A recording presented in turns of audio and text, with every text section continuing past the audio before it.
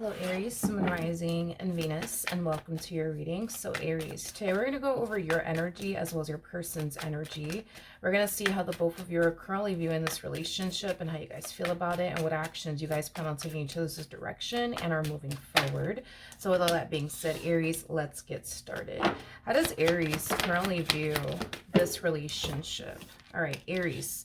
So we do have the Chariot, we do have the Five of Swords, and then we also have the Queen of Pentacles, okay? The bottom of the deck, we do have the Seven of Wands. It kind of looks like there's somebody who's like fighting to continue to remain in your life. It's basically what I'm gathering.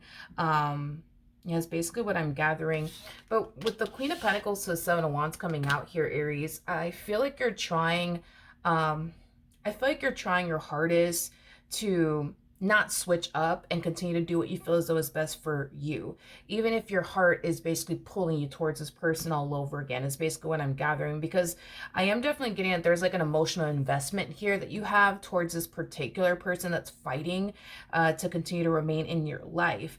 But even though there's a strong and intense emotional attachment that you have towards this person, I feel like you're trying your hardest to like not switch up, stick to your guns, stick to your decision, and not allow this person basically back in, is what I'm gathering off of you and the situation I'm seeing thus far. Okay, how does...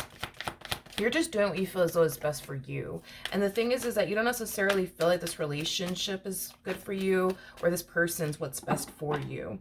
How does this person currently view this relationship? Okay, with Aries.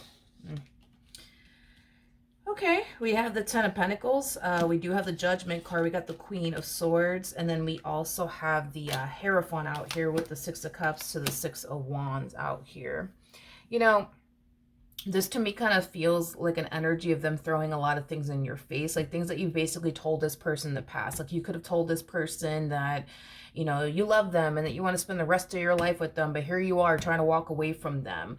You know, you could have told this person, I can't picture nor fathom my life without you, but here you are trying to get up and walk away from them. Like I just kind of see this person throwing a lot of things that you told them throughout the course of your involvement with them, basically in your face, is basically what I'm getting. Okay, how does Aries currently feel about this relationship? We do have the High Priestess, we do have the Star, and then we also have the Eight of Pentacles. At the bottom of the deck, we do have the Ten of Swords, and then we also have the Five of Pentacles. Okay, so in regards to how you're currently feeling, okay, with the Five of Pentacles to the Ten of Swords coming out here, as well as the King of Cups to the Queen of Wands, that's kind of telling me that the things that you found yourself experiencing within your relationship with this person has definitely caused you to lose basically love as well as respect for this person's desire, right? To want to continue to fight for them in this dynamic here between the two of you. And that's kind of when you started to kind of fall into this energy of, you know what, I need to start doing what's best for me. I need to start doing what's best for me. And I think that you did just that. And in doing so, I don't necessarily feel like they were too happy about it as far as you doing what's best for you, because that consists of you guys not being together anymore. That consists of you not wanting anything to do with them, and that's just something that does not sit well with this human, is basically what I'm getting. But with the High Priestess to the Star to the Eight of Pentacles coming out here, again, it's that energy of you trying your hardest to kind of stick to this decision of yours, stick to your guns, stand on business, not switch up, you know, even though your heart basically wants you to. At the end of the day, this path that you're currently on is a path that you essentially feel like you need to continue to remain on, which is basically a path without this person, you know, in it, is basically what I'm getting. You feel like you're doing the right thing ultimately. Like you feel like you're doing the right thing by walking away from this connection and, you know, standing on business and not folding. You feel like you're doing the right thing. You feel like you're doing something that you should have done a long time ago. I am definitely getting with this person, and it kind of looks like you finally found the strength and the courage within yourself to make it happen, to actually do it. How does this person currently feel? Let's see what's going on with them. Ooh, Jesus. Okay.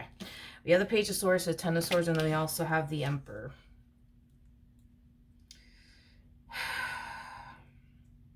Not only do I see this person throwing a lot of things in your face, things that you've told this person throughout the course of your involvement with this person, not to sound like a broken record because I've already broke that down already.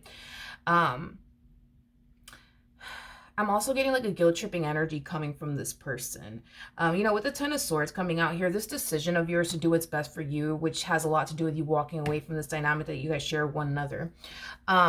It's definitely devastating them. It's definitely hurting this person. I mean, to have the Ten of Swords at the heart of this person's side, you know, of the reading, that's kind of telling me that this decision of yours, it's definitely, you know, hurting this person, and affecting this person basically greatly, is what I'm gathering so far off of their energy. But I am definitely getting a guilt tripping energy, you know, coming from this person. You know, it's like this person wants you to see, you know, how much, you know, they're basically suffering due to this decision that you're choosing to essentially make. Not only do they want you to see the pain and suffering that they're experiencing on their behalf due to this decision that you're choosing to make,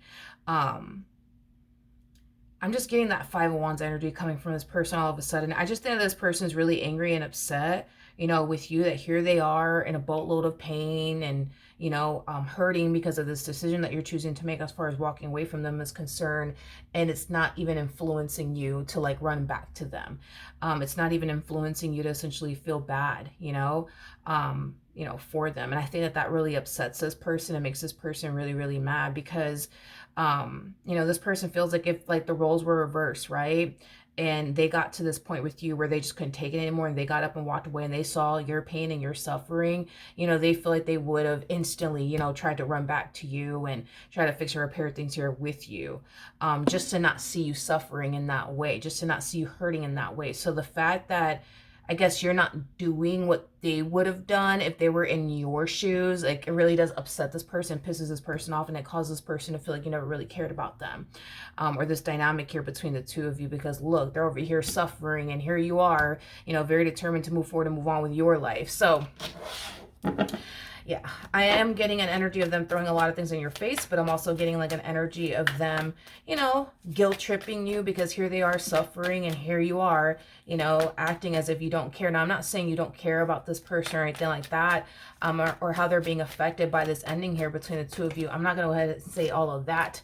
However, that is how they are perceiving you, okay? What actions will Aries take towards this person or moving forward?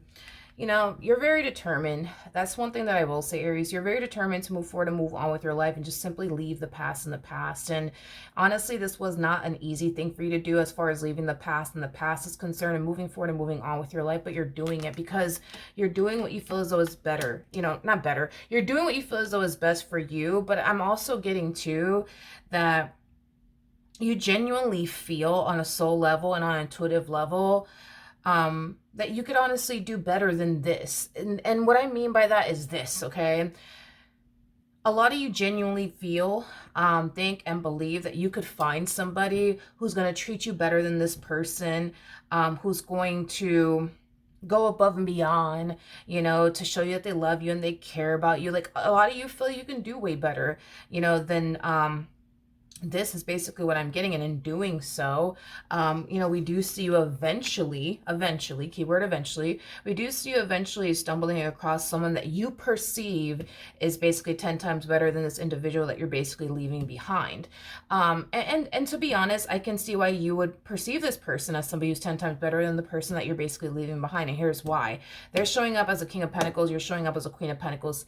Technically speaking, the King of Pentacles is considered to be the perfect partner card, just like the Queen of Pentacles is considered to be the perfect partner card. So when you do meet this person, you're going to feel like, oh my God, they're perfect for me. And when they meet you, they're going to feel like, oh my God, like they're perfect for me.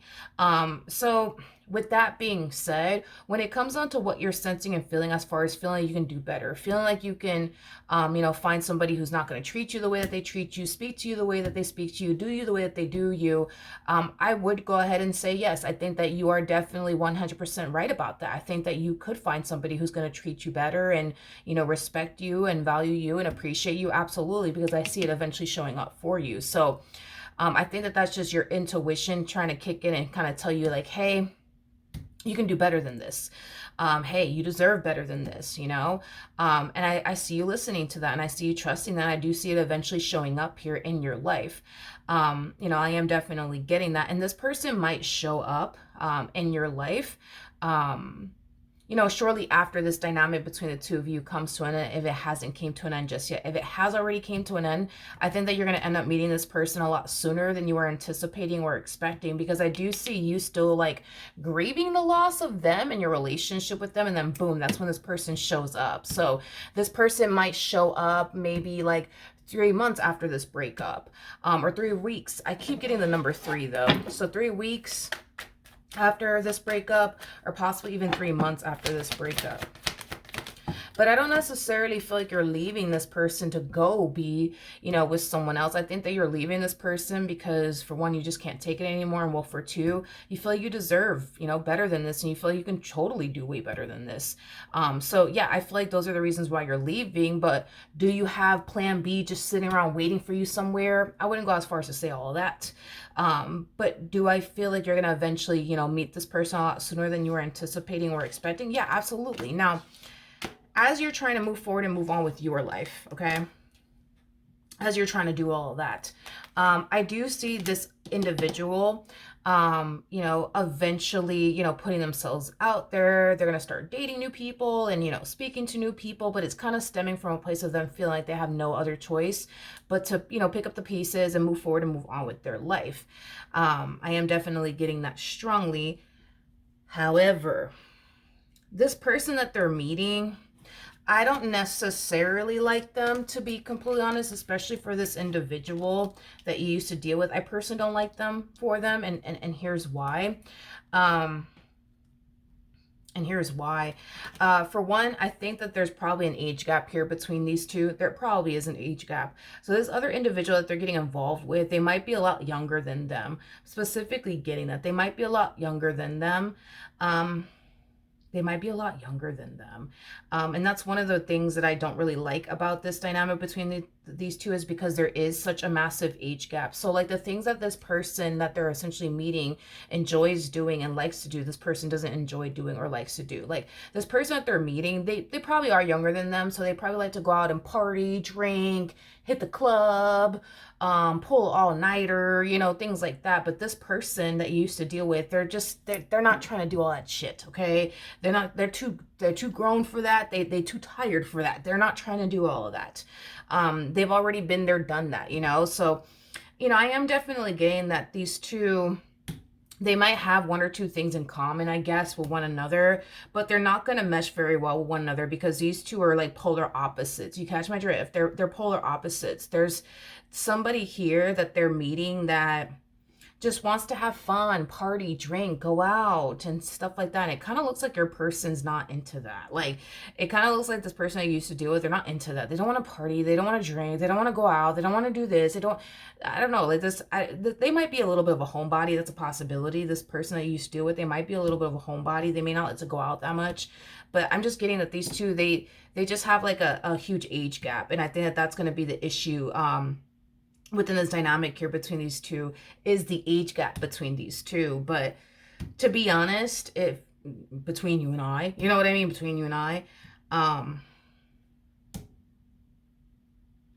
do I think that it's going to work out between these two? No, not really. I don't think it's going to work out, to be honest, between these two. They don't mesh well with one another. They barely have anything in common with one another. Like, they just don't. And I'm also getting too that this person that they're going to find themselves getting involved with, they're gravitating towards them because of what they basically possess. So I don't know if this person that you used to deal with is somebody who's successful or what the case may be, but if they are, this person that's pining after them might try to basically use them and take advantage of them, financially speaking. But if this person that you're leaving behind, is somebody who just simply wasn't, successful or anything like that, I still see this person trying to take from them. And what I mean by that is they're going to try to take from them financially, like by telling them like, oh, like, I want you to buy me this. I want you to buy me that. Things like that. They're going to try to take advantage of them financially is basically what I'm getting. So they're getting involved with someone, I guess, that they don't mesh well with, that is definitely going to try to take advantage of them financially, regardless if they got it or not. Regardless if they got it or not. Like, this person's going to push for them to buy them this, buy them that. Go take me, take me here, take me there, take me to all the fancy restaurants and things like that. Yeah, they're going to try to take advantage of them. Absolutely. They're going to try to take advantage of them. I just don't think this is a good fit, but you know what I mean? Listen, at this point, this person feels that they have no other choice but to get up and move forward and move on with their life. And this is just kind of what they're landing next. Somebody who's going to take advantage of them financially, make them buy them this, then the third. I mean, they might even, get this person to like, take them places that they don't want to go, or go places that they don't want to go. For example, like the club, partying, drinking, from sun up to sundown. You know what I mean? Just partying from sun up to sundown. Like, these two are not going to work out. You and this person, however, yeah, you guys are going to work out. You guys are going to work out. But this other individual that they're getting involved with, yeah, that's not going to work. That's not going to work. That's not going to work. That is just not going to work. It's not going to work. Sorry, I hate to say it, but it's just not going to work. It's not a good match. It's not a good fit. It's just not, you guys. It's just not. But yeah, that's what I have for you. Hopefully the reading helped. Hopefully it resonated. And I will see you guys in your next reading. Bye.